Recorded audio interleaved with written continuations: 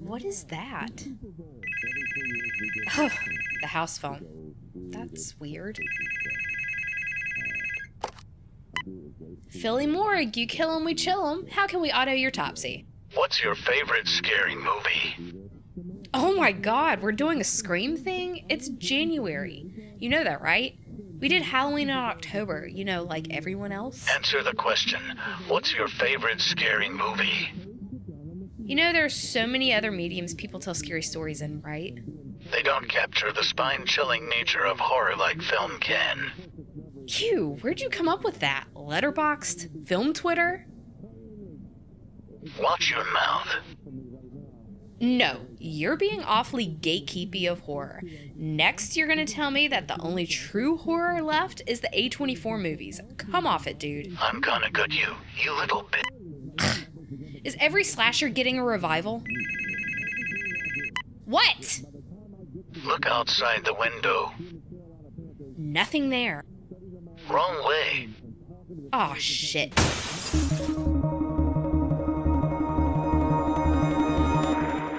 Jesus Christ, you don't know the rules? Have an aneurysm, why don't you? There are certain rules that one must abide by in order to successfully survive a horror movie. No, please don't kill me, Mr. Ghostface. I want to be in the sequel.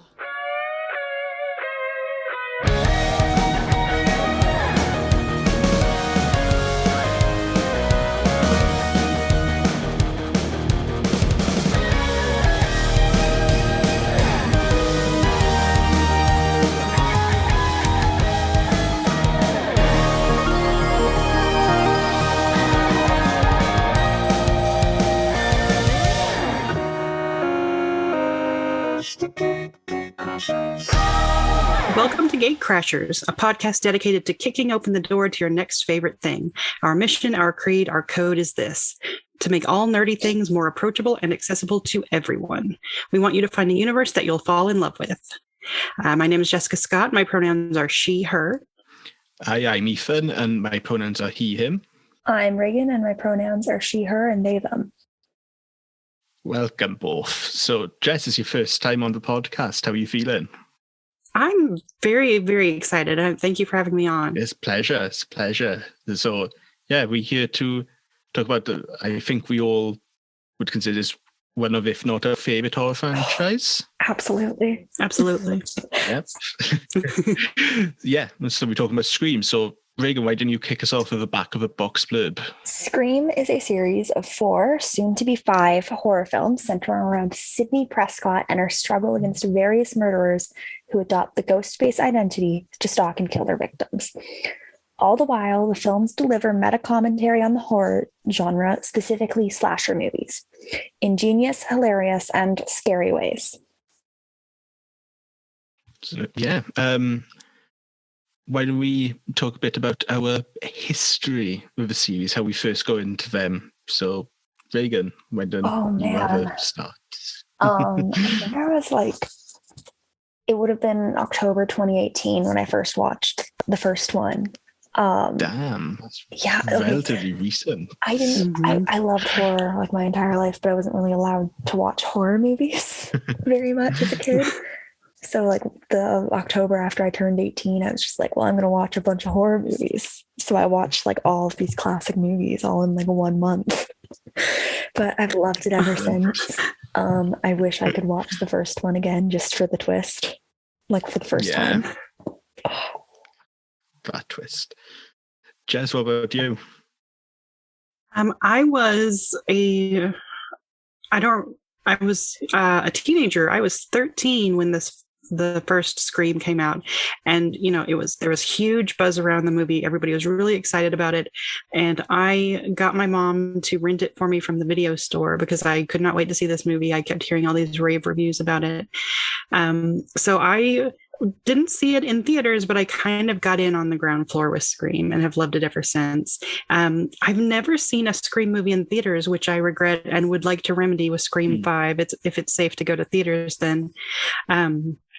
But yeah, so I have been obsessed with it ever since the buzz around it back in '96, and have just been a huge fan ever since. Yeah, and for me it was I think I saw the trailer for Scream 4. Don't know if it was in theaters or just on YouTube or something. And I was like, wanted to know what this was. So I think my father got the trilogy as it was then on DVD. We binged them all in a night.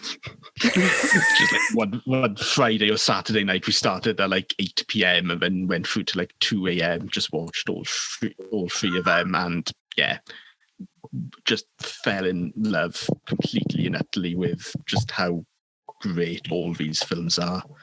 And then saw Scream 4 then not long after it was in theatres. Loved that as well.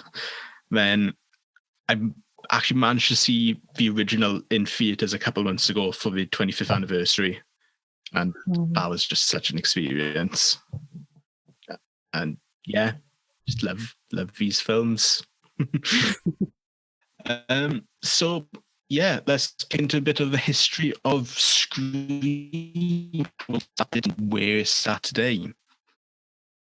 So, by the mid-1990s, the horror genre was stagnant. Numerous sequels, tired franchises were seeing less and less returns. Something new and fresh needed to be made. Enter Kevin Williamson, aspiring screenwriter. After seeing a news broadcast about the Gainesville Ripper, Williamson was inspired to draft a screenplay focusing on a killer known as Ghostface, stalking the teenagers of a quiet California town.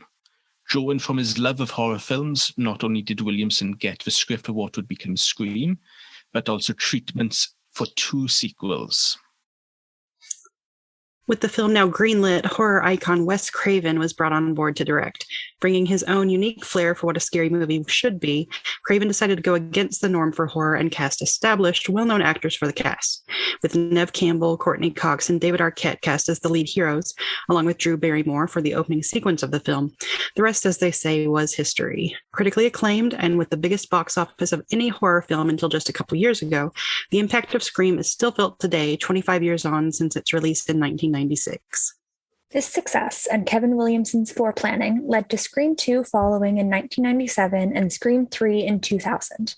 Both were equally successful, and with the conclusion of the trilogy, Scream seemed to be over. That was until 2011, when Craven, Williamson, Campbell, Cox, and Arquette reunited for Scream 4. While not as successful as the previous films in the series, Scream 4 is now highly regarded for its meta-commentary on not just the horror genre, as previous films had done, but on the series itself. Scream 4 was the final film directed by Craven before his death in 2015, and other than a 3-season show on MTV connected only by name and killer, the series once again was at an end.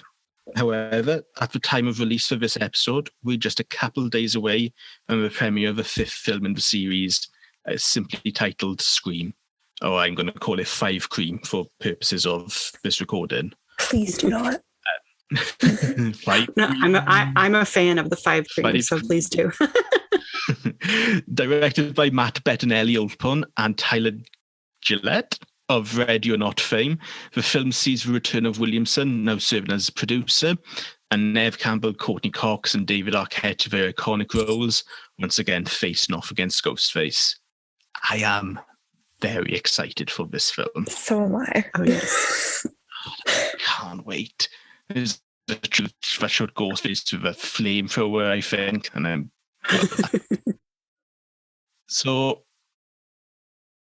Jess, who may like these films? Definitely horror fans, fans who like meta commentary, Wes Craven fans, and honestly, anyone who likes smart, clever, cheeky horror. Yes. Yeah, the meta commentary is just such a great thing that's stuck with these films. It's probably my favorite reason I do love them. But yeah. And Reagan, where can we find these films to watch? In the US, it's available wherever you can rent and buy movies. It's available on Shudder and Crave in Canada. And then in the UK, it's available on Netflix. Yep. And then what did we watch? Well, we watched Scream 1, Scream 2, Scream 3, and Scream 4.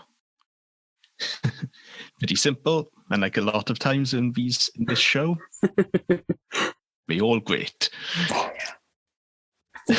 Even the TV show. It is pretty fun, that show.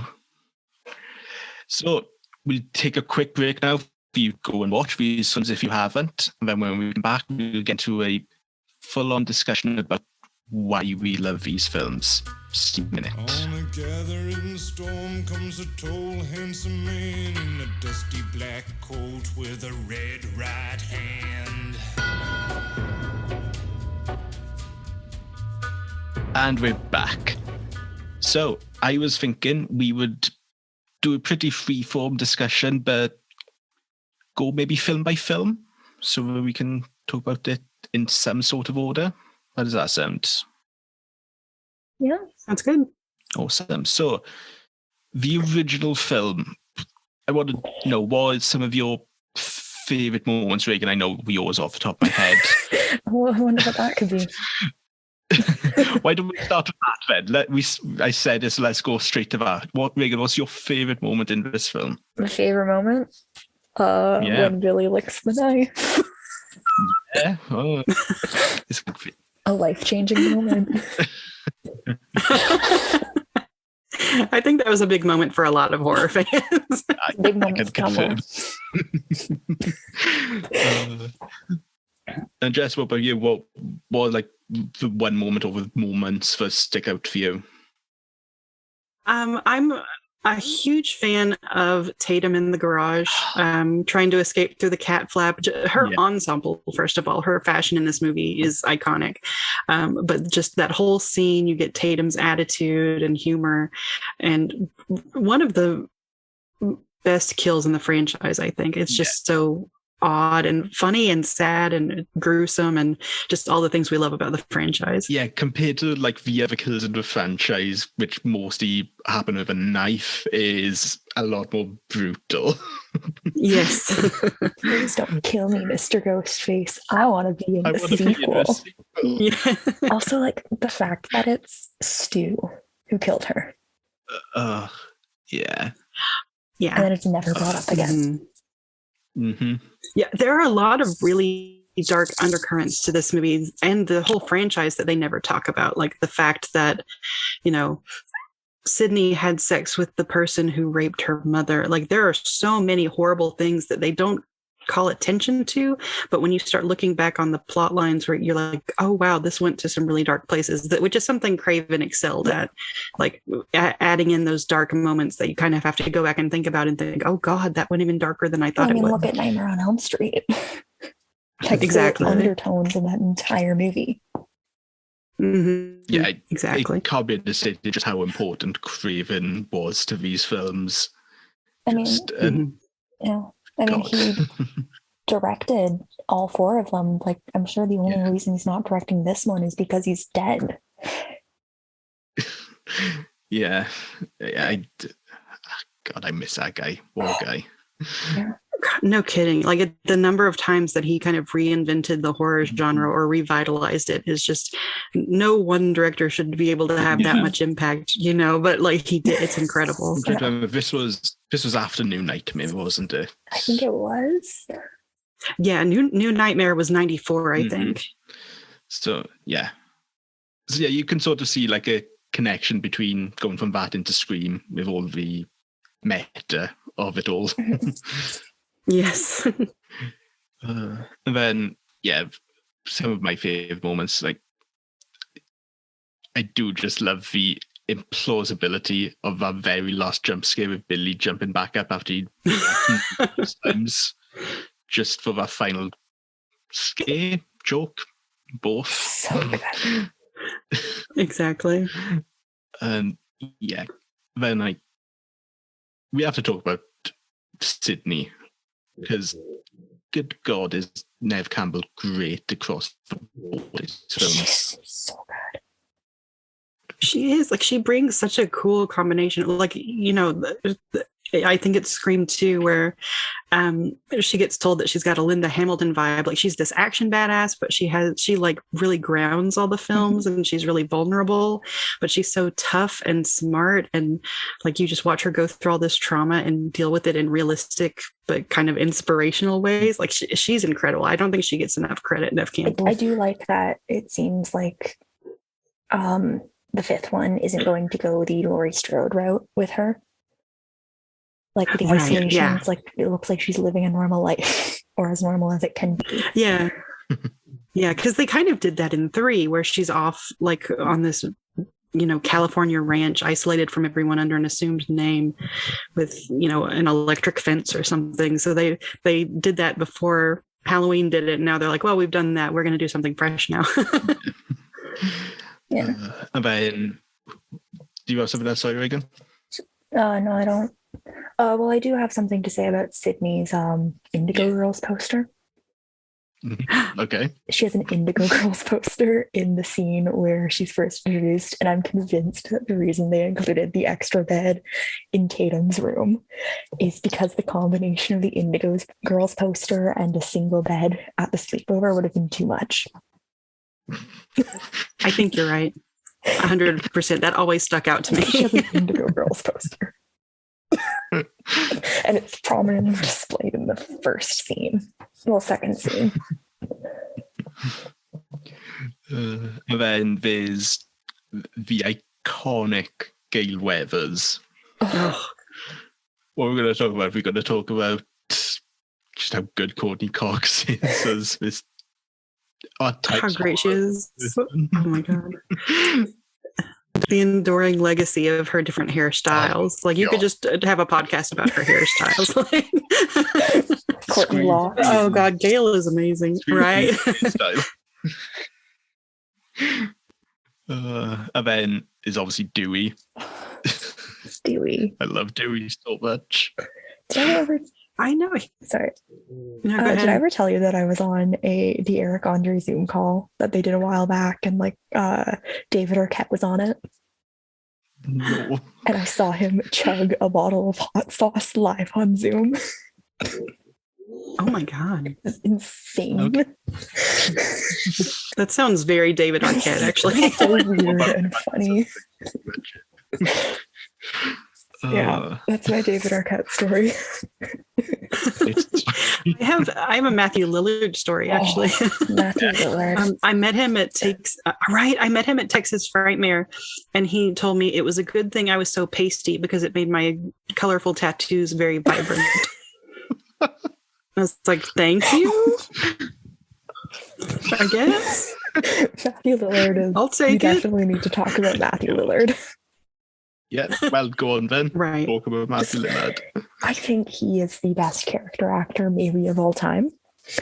And I'm sure that can be controversial, but I'm just going to say it because it's true. Like, think of all the characters he's played. Think of how good he is in every role. Like, sorry, man. He's done everything. Yeah. And he always commits. And he has consistent work because of Scooby-Doo, which thank God for that. If anything, if he ever loses consistent work, I will be so sad.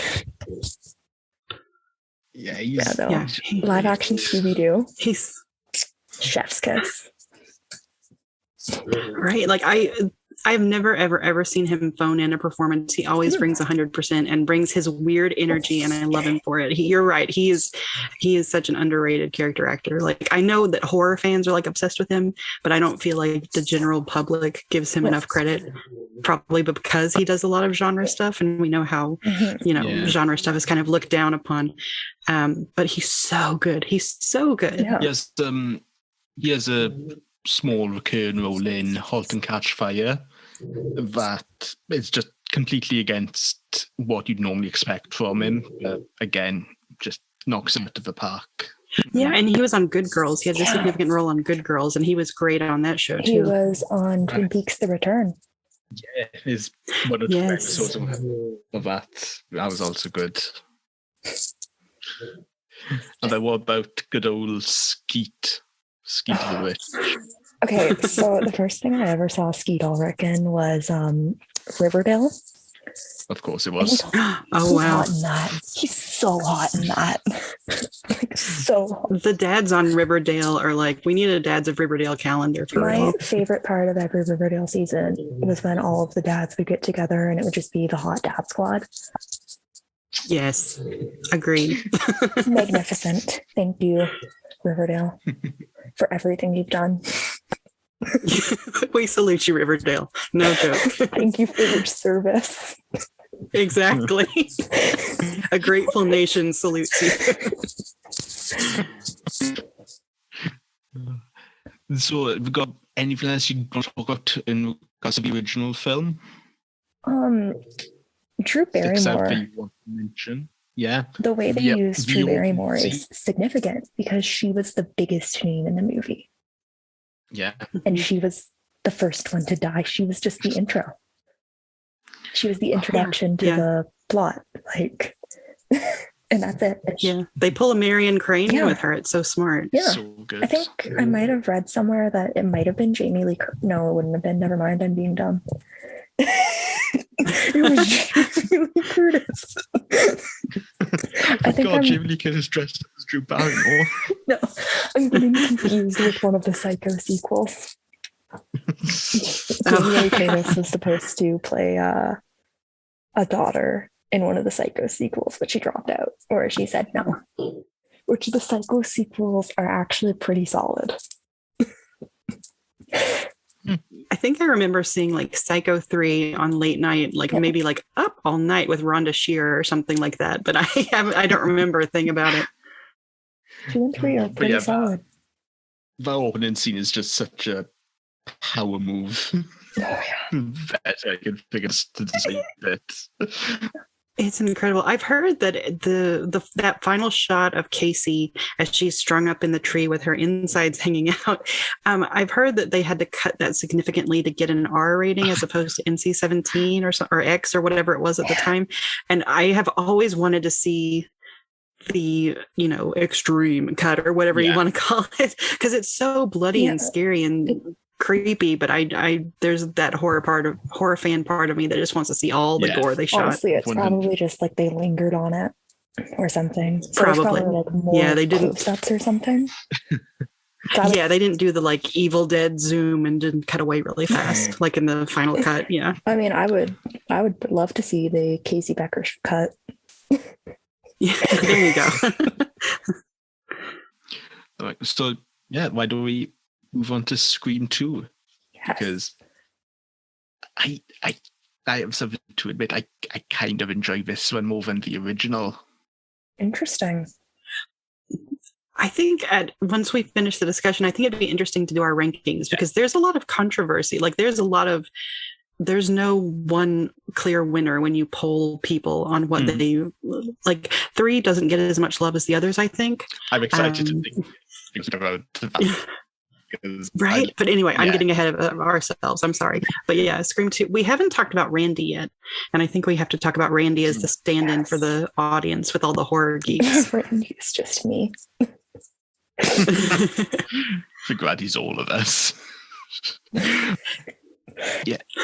I can never remember. Was his death in 2 like planned from the start, or was it because of some other behind the scenes stuff it came about? Don't know. I'm not sure about that either. Actually, I'm genuinely interested to find out, because it's a great tension builder to kill him off halfway through the film, but it never feels like.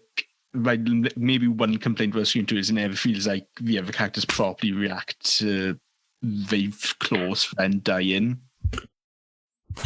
Maybe it's because they get caught up in the action too much of it, which is understandable. I know it just like there's. Cindy finds out about it, right? I'm not misremembering.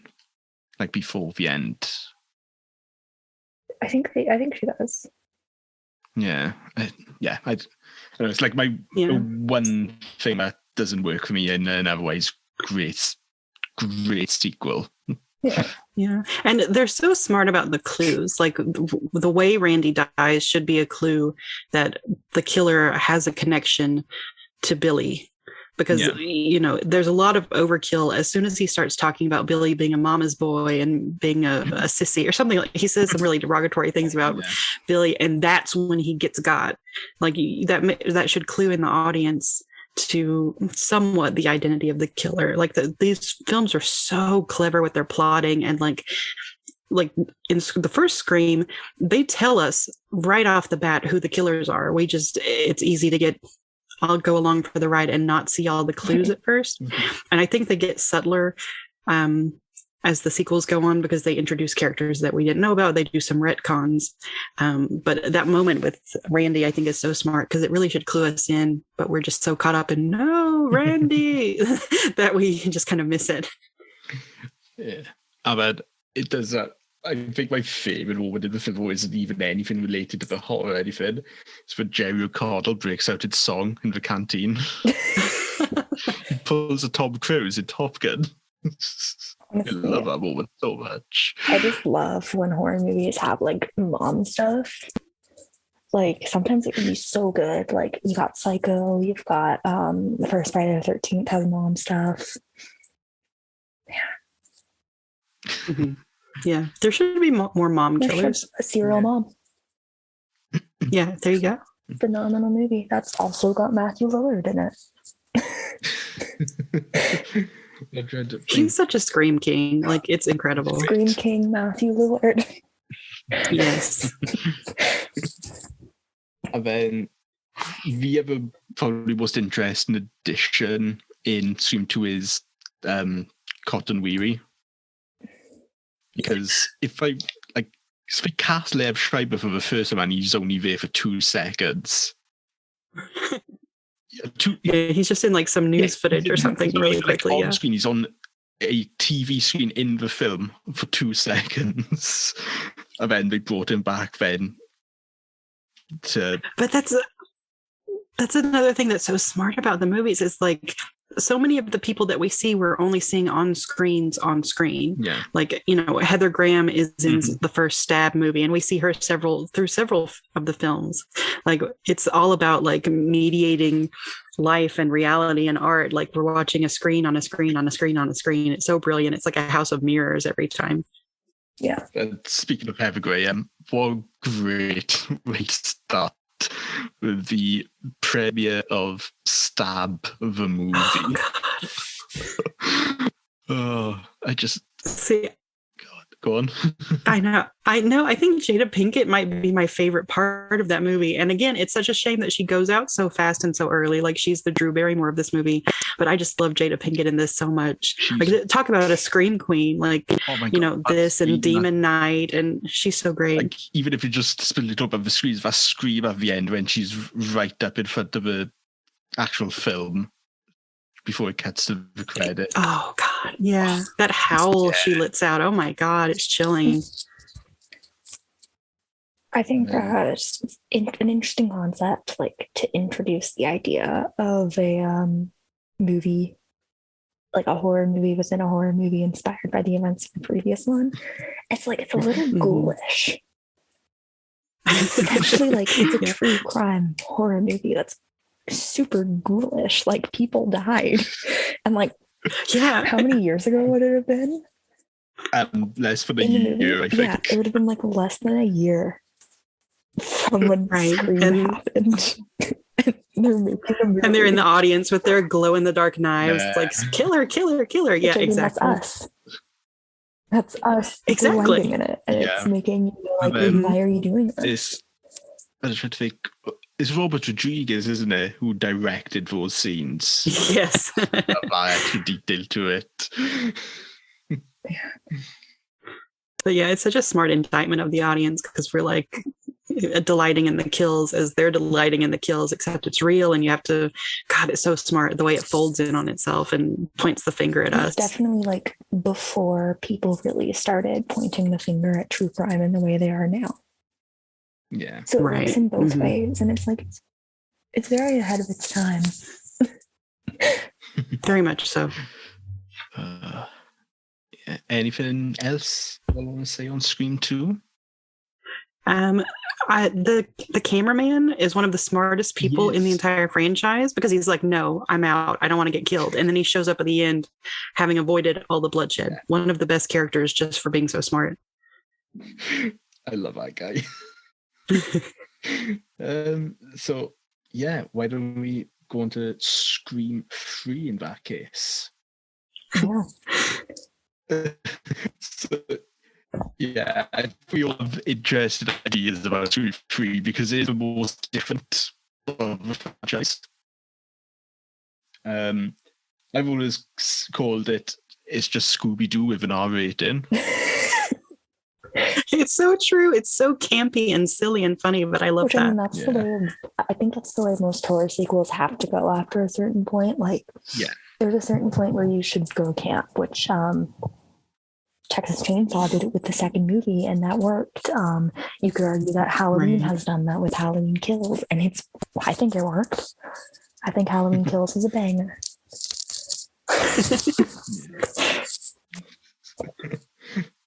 Ghostface dies tonight. Evil dies tonight. Evil dies tonight. I feel so bad. Wait, what dies tonight? When does evil die? I forgot. I don't think I quite caught that. Yeah.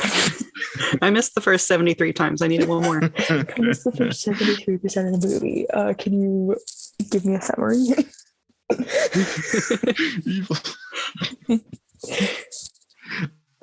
But yeah, it goes to the cab extreme of introducing the secret brother no one ever knew about. Yes. I love it. I'm obsessed with the secret sibling. It's so good. It is. I love it. Yeah, perfect. And you got Parker Posey, who is the camp queen. She's so good in this movie. I mean, it has one of my favorite cameos of all time with Carrie Fisher. Oh God, I love that moment. No, not her. Just look like her. She was. I love. Obviously, Carrie Fisher had one of the great all-time senses of humor and was always willing to make fun of herself. But I'm just always astonished at how much she's making fun of herself for supposedly sleeping with George Lucas to get the role in Star Wars. She is so brilliant. So good. This was insane. It has Patrick Warburton's in it. Yeah. My favorite moment is when Parker Posey just kind of leaps into his arms because he's her bodyguard, and he just kind of cradles her like a baby. It's just the weirdest, funniest moment in this hardcore slasher movie about all this traumatic stuff that happened to Maureen and these really horrible things that happened. But it's just, let's be silly and roll down a hill for 10 minutes. And I love it. Jay and Silent Bob are in this. Yes. I always forget about that cameo. It's so strange. And then, so the first killing chapter, which is not that a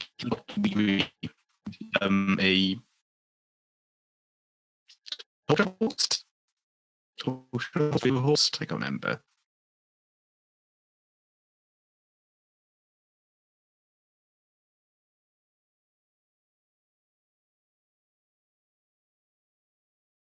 I'm sorry, you were breaking up. I couldn't hear you. Oh, okay.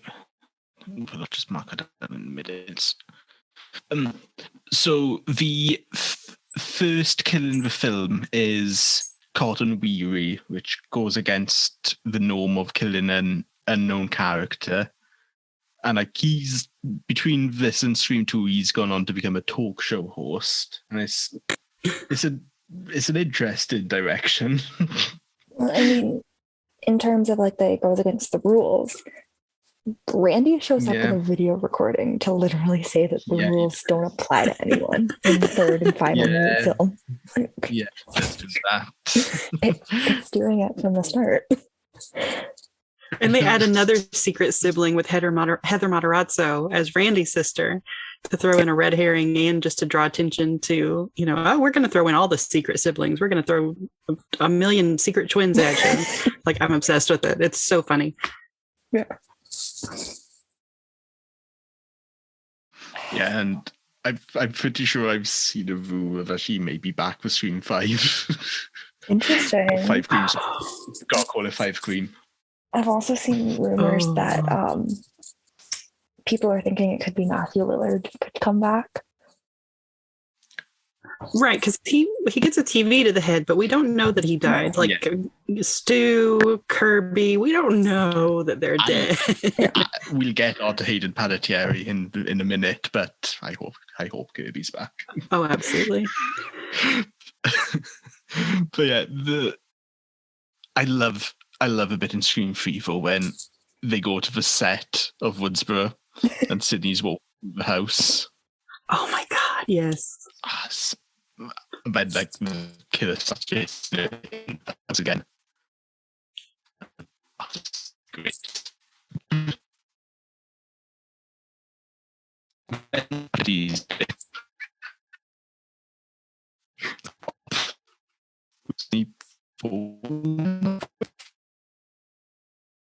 You broke up again.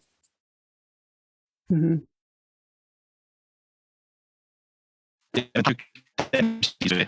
As a cop, it's not.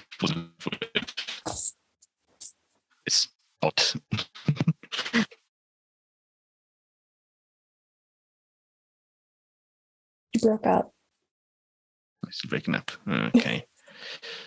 This is going to be annoying for the edit. Worse than Ontario internet. How am I sounding now? Better. Much better, yeah.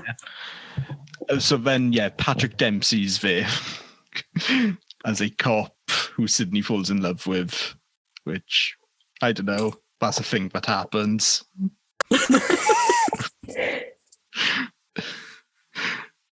And another red herring, because he's got all these movie posters, and like I love that this movie is basically like, hey, have you ever liked a movie in your life? You're a suspect. Yeah, like it throws all these suspects at us at a mile a minute. It's so funny and so smart. You have a horror poster on your wall. You're Ghostface, right? I'm looking around my room. I'm like, oh no, I'm Ghostface. I didn't even know it. Looking at my Michael Myers poster. Right next to my Happy Baby Who poster. But we haven't probably mentioned it, but like, I think the unsung hero of all these films is Roger L. Jackson. Yeah, absolutely. Yes. 100%. It would not be the same without him. God, what a voice. Just the way you can turn on the menace. Could you imagine if it was just Skeet Ulrich's voice? It wouldn't be the same. It wouldn't work. Yeah. Like he's like snarky and smarmy and like kind of such a dick. Like he enjoys it so much, like messing with these people, but he can be so scary when he like turns on like the rage voice or something. Yeah, like when he yells at Drew Barrymore in the first one. Like up until that point, he's just like a little weird, but then he's like furious, and it's like, oh no. Oh. The turn is perfect. And then it changes up with the start of it, like the Ghostface voice box can do the voice of like Sydney and Dewey. Just takes it to that next extreme. That's so funny. Like yeah, and Maureen, like I've captured this dead woman's voice and I can replicate it perfectly. Like, oh. God. And don't question it, just go with it, people. Just the flow. Anyone got anything else to say about Scream 3? No? I love the cameos. It feels like Scream 3 had the most cameos, or not even cameos. Like you've got, Lance Henriksen in a large role, and Roger Corman shows up briefly as one of the higher ups, and it's just more jam packed with references and things like that, I think. Yeah, it's the best of the film, even if it does get to some extremes. But yeah, then we've got Scream 4, which I love this film. I love all of them, but like I really love this film. Yeah, the original probably is still my favorite, but 4 is a close second for me. Yeah, it's God, yeah, it's just I love the reasoning for the killings. It's just so fucked up. Yeah. And it makes sense though. Like, can you imagine living in a small town where Sidney Prescott is the star and you're related to her and you're always in her shadow? Not that I am like, oh, that totally justifies mass murder, but like, it makes sense that she would have this complex about Sidney. Yeah. I bet like it's also like it was ahead of its time. Like it's only 10 years ago now, but it feels way more relatable today than it did then. With how it goes. Absolutely.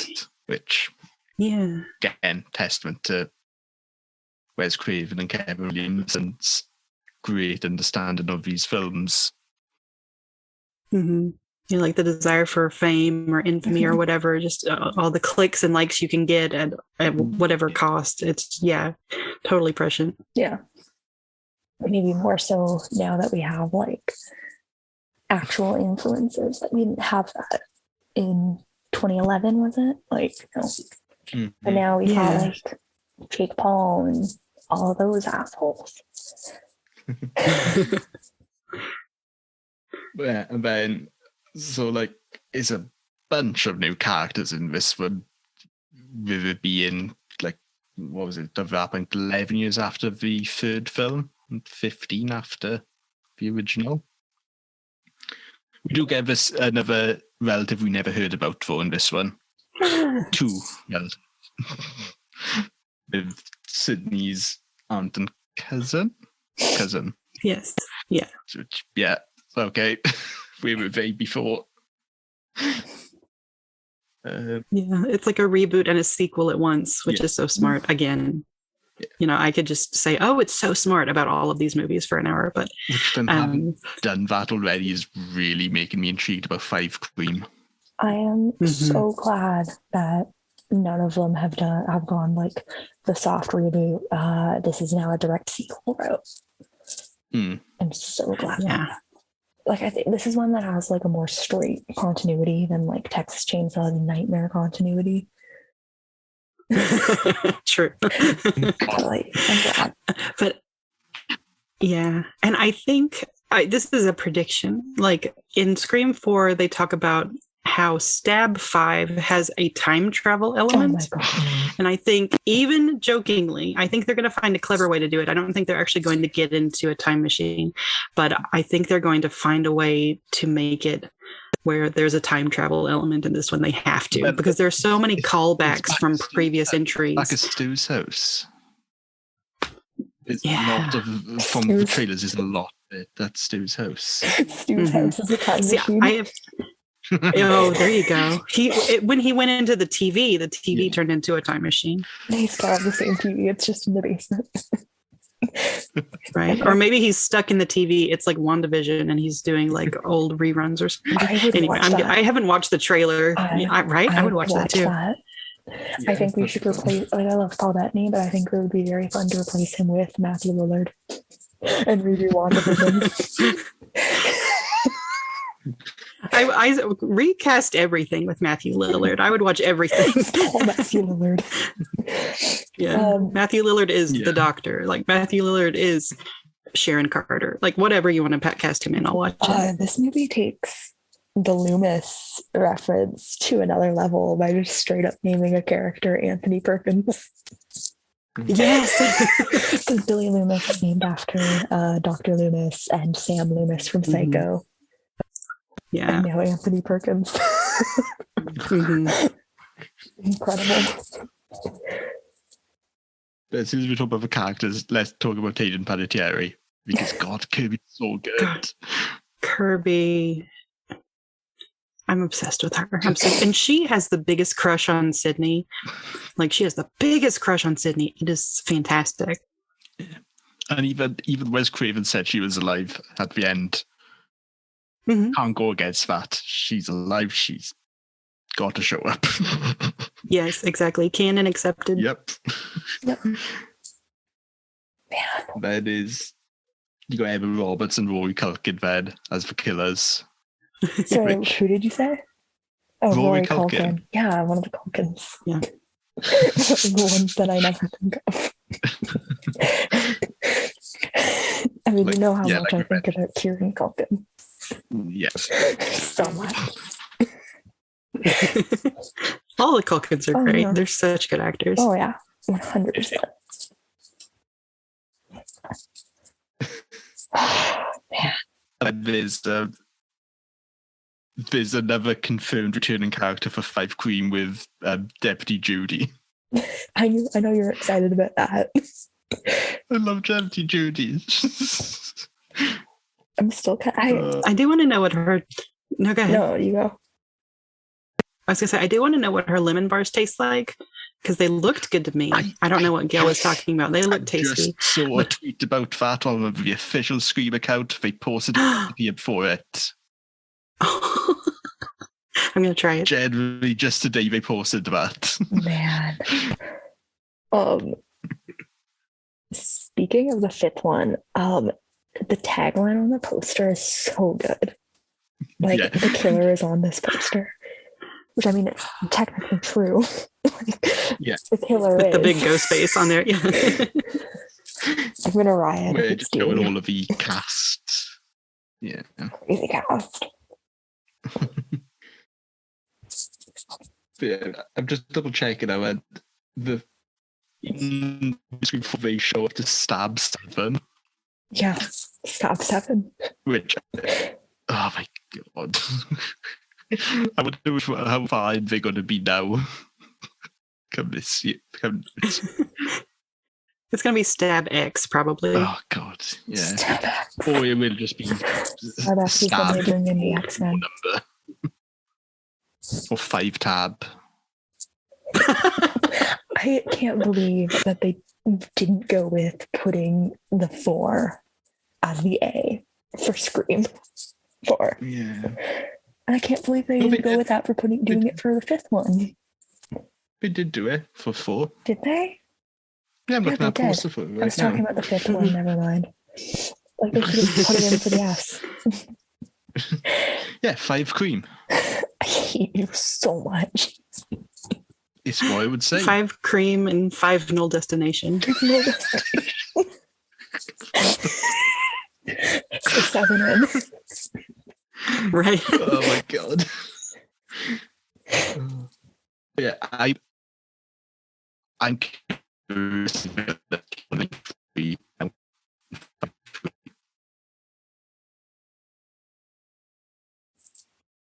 You broke up again. Did I You broke up again. I went again. Yeah.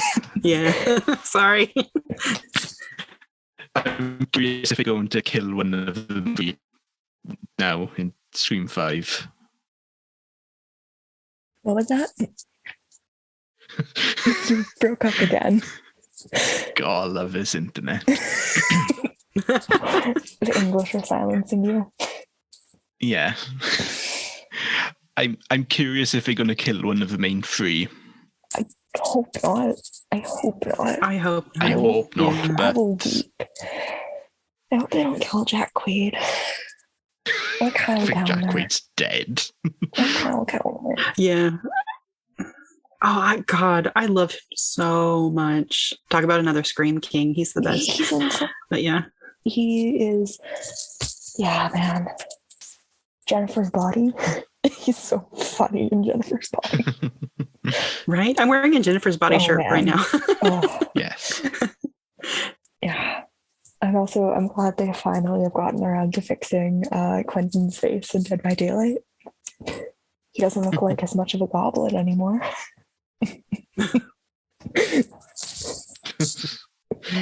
Oh, So yeah, Jess, you mentioned we should go through our rankings of the films. Yeah. So why didn't you kick us off with that, Jess? Okay, yeah. This is hard for me because on my last rewatch, I used to not dig 3, but on this last rewatch, I was kind of obsessed with 3, so it's really hard.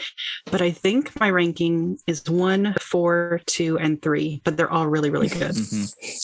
Megan? They're all really, really good, but for me, it's 1, 3, 4, 2. I feel like I have to split up into 2 of enjoyment and then actual like quality.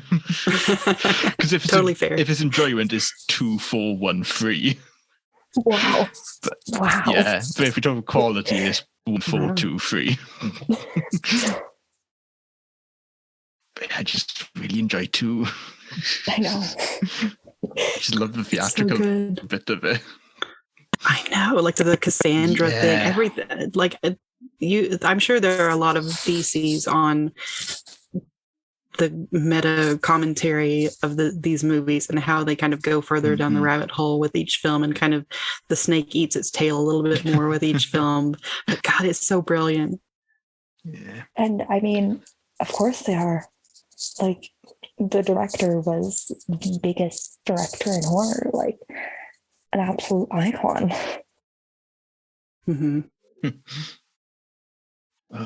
Yeah, can't. Wes Craven, as we've said it already, but what a guy.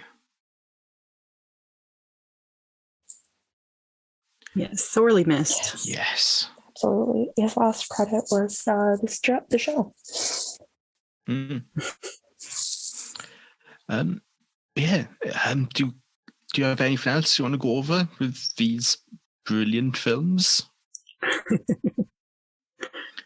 No, I mean, there's no way to fit everything into a podcast, but they're great. And I love that we each have different rankings, but we have such affection for all of them. Oh, yeah. Like, we're not like, fighting each other like, no, 4 is the best or whatever. Like, no, they're all so great. Yeah. Like, I'd rewatch any one of these on any given day, any given time of day. Absolutely. I'll rewatch them. I just rewatched them the other day. I do think we should mention that like 2 days ago was the 25th anniversary of the third one. Yes. So episode is coming out a couple of days before the new film. Yeah. Just after the 25th anniversary. And the new one comes out on the 14th of January. Yeah. Yes. I can't wait. I just can't wait. And everybody be cool with spoilers. Yes. Do not go spoil this online. I will come hunt you down with a Ghostface mask on myself if you do it. That's not cool. Especially seeing as the UK may be in a lockdown of cinemas might be shut, please. Right? Yeah. But yeah, on that note, thanks for joining both of you. And we Gate Crashers. Check us out on Twitter, on our website, gatecrashers.net. And Jess, Reagan, you got anything you want to plug? No. No, go ahead, Reagan. Plug away. Follow me on Twitter at RhymesWPicard. Yeah, come follow me on Twitter at We Who Walk Here. I'm always sharing like writing and cosplay and things like that. So just at We Who Walk Here on Twitter. Yes, do it. So yeah, thanks for joining all. We'll see you next time. Gate Crashers out. Bye.